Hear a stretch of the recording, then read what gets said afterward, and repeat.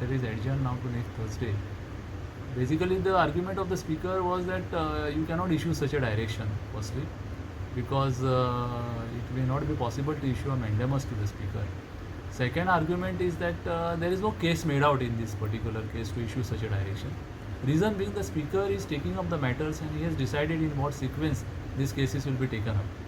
And the speaker has said that he is hearing first petition filed by Amit Patkar against 2 MLAs, and that will have a bearing on the other cases. Therefore, he has decided to take up this matter first.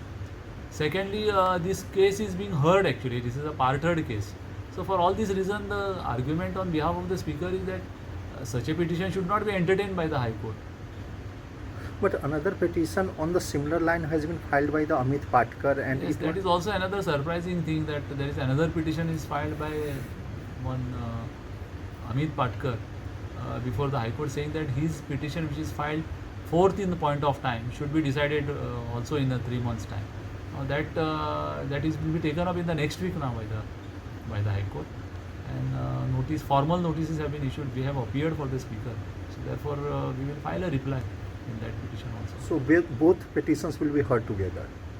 That court has not said that both petition will be heard together or not, but so court has said we will see if it is possible. We will hear that second petition on next Thursday, but if it is not possible, the court may give another date.